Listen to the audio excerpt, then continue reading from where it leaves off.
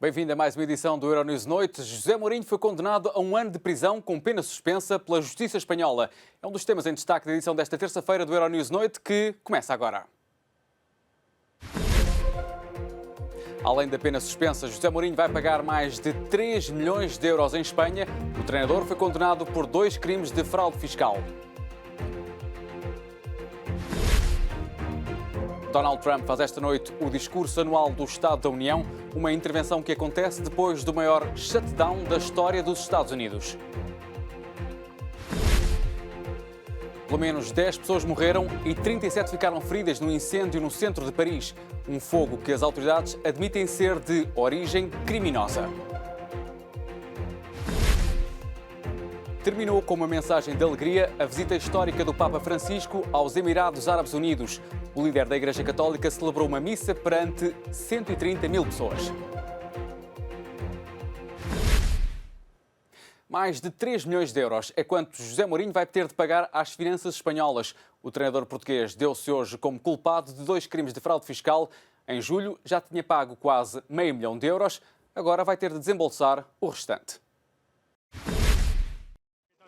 José Mourinho foi condenado em Espanha a 1 ano de prisão e ao pagamento de mais de 3 milhões de euros de multa e despesas do processo por 2 delitos de fraude fiscal.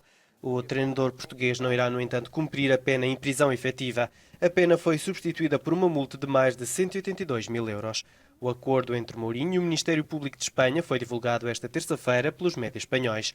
O então treinador do Real Madrid não declarou quaisquer rendimentos de direitos de imagem em 2011 e 2012, lesando o fisco espanhol em 3 milhões e 300 mil euros. O Ministério Público espanhol defendeu que José Mourinho usou as empresas Copper Services e a Multisports and Image Management sediadas nas Ilhas Virgens para ocultar os rendimentos provenientes de acordos comerciais.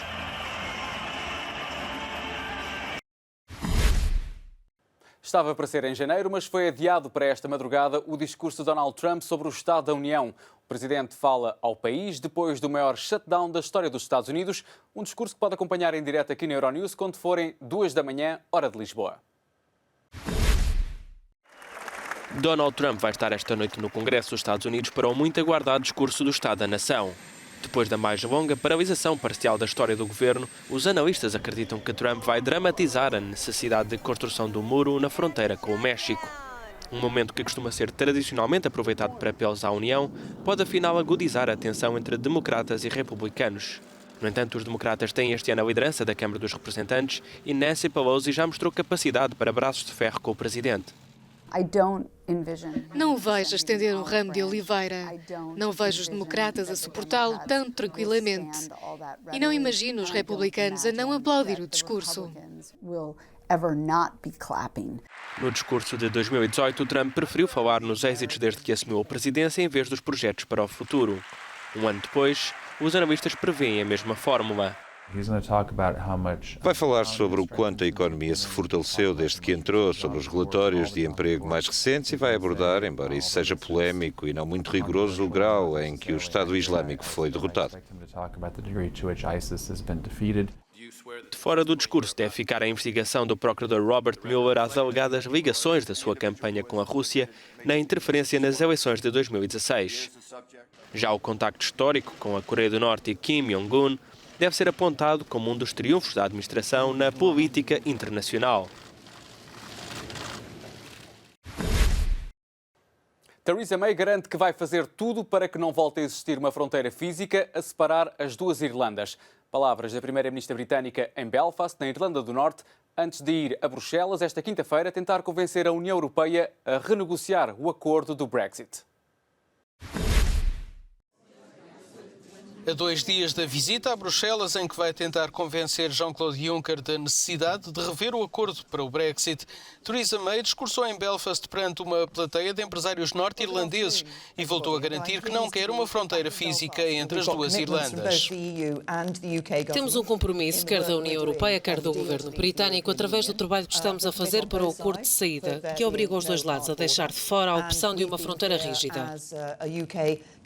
Fomos bastante claros enquanto governo Governo que faremos tudo ao nosso alcance, se houver uma saída sem acordo, para evitar a existência de fronteira física nessas circunstâncias. Com certeza falaremos com o Governo da Irlanda e com a União Europeia, se isso acontecer, mas estamos a trabalhar para ter a certeza que saímos com um acordo e que nesse acordo está expresso o compromisso que foi feito de que não haveria fronteira rígida entre a Irlanda e a Irlanda do Norte. O backstop, ou mecanismo de salvaguarda para a fronteira irlandesa, é o principal bombo da discórdia que impediu a aprovação na Câmara dos Comuns do acordo para o Brexit. Um incêndio no centro de Paris fez esta terça-feira 10 mortos e dezenas de feridos. Vários andares de um prédio foram consumidos pelas chamas. As autoridades admitem que o fogo pode ter tido origem criminosa. Foi neste estado que ficou o prédio da 16ª Rua em Paris, depois do incêndio mortal desta madrugada. O fogo invadiu vários apartamentos por volta da 1 da manhã. 10 pessoas perderam a vida, 37 ficaram feridas. Quem viu fala de momentos de terror. Havia pessoas a gritar, outras já no telhado a tentar sair de lá pelas grades e penduradas nas varandas. Vi que havia muitos bombeiros a correr em todas as direções, em equipas de 4, a entrar pelos prédios e aparentemente voltavam rapidamente, não ficavam muito tempo, mas quando saíam vinham todos pretos. O edifício dos anos 70, de 8 andares, dificultou a fuga de quem conseguiu escapar. 6 bombeiros ficaram feridos durante o combate às chamas, onde nem a noite, nem os acessos aos andares mais altos ajudaram. Vários moradores foram resgatados pela janela com a ajuda da Corporação de Bombeiros, que chegou a ter 250 profissionais no local. Emmanuel Macron prestou as condolências às vítimas através das redes sociais. O ministro do Interior esteve no local. Gostaria de saudar a imensa mobilização da Corporação de Paris. Quase 250 pessoas intervieram imediatamente e durante a noite resgataram mais de 50 pessoas em condições verdadeiramente excepcionais. Ainda não se sabe qual foi a causa do incêndio. Os primeiros dados indicam possibilidade de fogo posto. Uma mulher foi, entretanto, detida. O número de países a reconhecer Juan Guaidó como presidente interino da Venezuela não para de aumentar. Esta terça-feira, o presidente da Assembleia Nacional Venezuelana recebeu o apoio do chamado Grupo de Lima, que engloba 14 países. Uma onda de apoio internacional ao líder da oposição venezuelana, Juan Guaidó, no espaço de 24 horas. Vários membros do chamado Grupo de Lima, que inclui o Canadá e países da América Latina, reconheceram-no como presidente interino depois de uma série de nações da União Europeia terem oferecido o seu apoio oficial. Este reconhecimento de França e de cerca de 20 países é um reconhecimento ao povo venezuelano que nunca parou de lutar e nunca vamos parar até alcançarmos a democracia e a liberdade na Venezuela.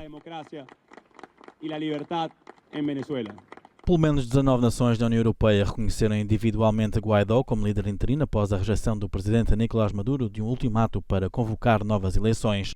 No entanto, um governo italiano dividido levou ao bloqueio de uma posição conjunta da UE. Outros países também hesitaram, como a Grécia. Apelamos mais uma vez ao governo italiano para mudar a sua posição e não apoiar um ditador cruel como Maduro. E ao dizer isto, estou a falar em nome do Parlamento Europeu. Não é uma posição pessoal. No topo da agenda em Ottawa, na reunião dos 14 Estados do chamado Grupo de Lima, esteve o debate sobre como reconstruir a economia da Venezuela. O Canadá avançou com medidas concretas. Hoje, o Canadá vai aumentar a contribuição e disponibiliza 53 milhões de dólares para atender às necessidades mais urgentes dos venezuelanos, incluindo os quase 3 milhões de refugiados. O presidente Nicolás Maduro, que acusou Guaidó de encenar um golpe, é visto constantemente com os militares, um elemento-chave da sua base de poder. Tem poderosos aliados no exterior, como a Rússia e a China. Na segunda-feira, revelou ter escrito ao Papa a solicitar um diálogo para ajudar a resolver a crise.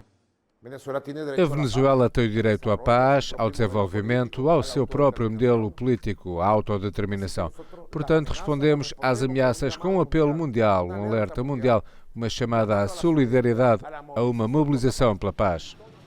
Com a economia venezuelana em queda livre, Guaidó pediu para deixarem ajuda humanitária na fronteira e apelou aos soldados para a deixarem passar, mostrando lealdade não a ele, mas ao povo. A crise na Venezuela já levou 3 milhões de pessoas a deixarem o país. Os números são das Nações Unidas. Pelo menos 1 milhão foi para a vizinha Colômbia. Os que conseguem atravessar o Atlântico vão sobretudo para a Espanha e Portugal. 3 milhões de pessoas, segundo a ONU, já deixaram a Venezuela por culpa da crise e Andrea vai juntar-se a eles. Esta jovem deixou o trabalho de empregada de mesa e vai emigrar para a Argentina. A gota que fez transbordar o copo foi quando se viu obrigada a pedir dinheiro emprestado para comprar medicamentos para a mãe. Estou muito triste, não é fácil ir para um país para onde não queremos ir. Deixar a família, a mãe, os amigos, o namorado, não é fácil. A tus amigos, hasta tu pareja, hasta todo. O sea, de verdad no es fácil. A migração faz com que em certos setores haja uma escassez de mão de obra. É o que acontece, por exemplo, com a educação. 1/5 dos professores deixou o país. Os que ficaram são obrigados a trabalhar em vários sítios ao mesmo tempo. Há professores que trabalham em 3 ou 4 sítios, sempre a correr e a saltar de uns para os outros, com um horário que não lhes deixa tempo suficiente para ouvir os alunos que estão ali e querem ser ouvidos com tempo, com dedicação, com carinho, com esforço.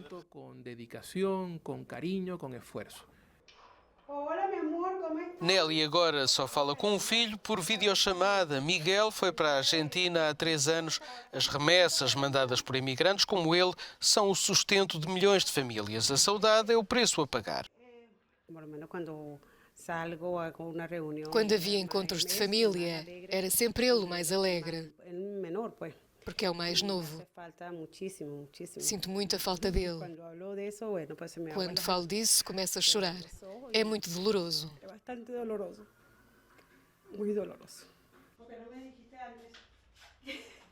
Nicolás Maduro já disse que os migrantes fazem parte da campanha para impor uma crise humanitária que justifica uma intervenção estrangeira. A Colômbia é o principal país de acolhimento para os imigrantes da Venezuela. Há cerca de 1 milhão a viver no país vizinho.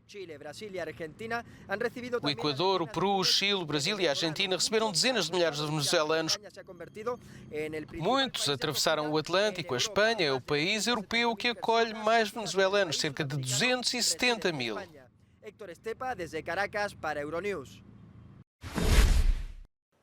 Terminou com uma mensagem de esperança e alegria a visita histórica do Papa Francisco aos Emirados Árabes Unidos. O líder da Igreja Católica celebrou uma missa perante 130 mil pessoas e apelou à criação de um oásis de paz.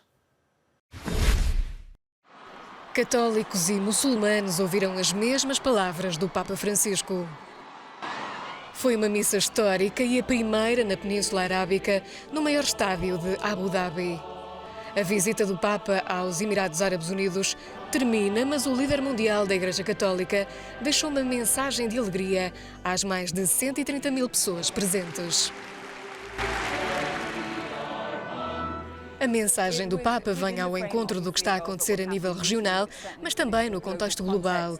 O Papa diz que os cristãos são uma comunidade de pacificadores.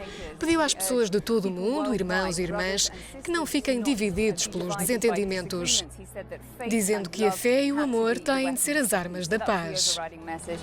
Frente a imigrantes vindos de várias partes do mundo, Francisco falou sobre as dificuldades de viver longe de casa e de sentir a ausência dos mais queridos. Uma mensagem de esperança e a criação de um oásis de paz foi também este o desafio lançado à comunidade pelo Papa. A China já entrou no ano do porco e este ano, além do calendário, parece que o simbolismo do animal entrou também nos negócios. Portugal e Espanha estão a lucrar com os acordos que permitem a exportação de carne de porco para a China e que estão a ter grande sucesso no país. Começou o Ano Novo Chinês. Sob o signo do porco, este promete ser um ano com sorte e tranquilidade favorável à concretização de novos projetos.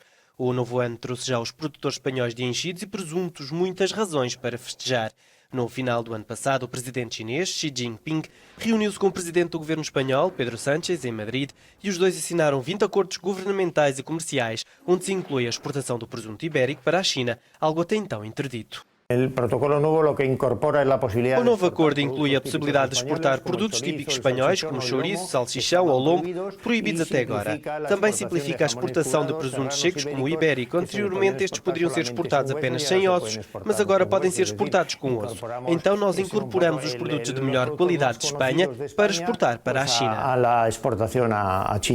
Razões para sorrirem têm também os produtores portugueses de suínos. Portugal começou, no final de janeiro, a exportar carne de porco para a China, um negócio que deverá movimentar 100 milhões de euros até ao final de 2019. E assim terminamos a edição desta terça-feira do Euronews Noite. Obrigado por ter estado desse lado e continue connosco.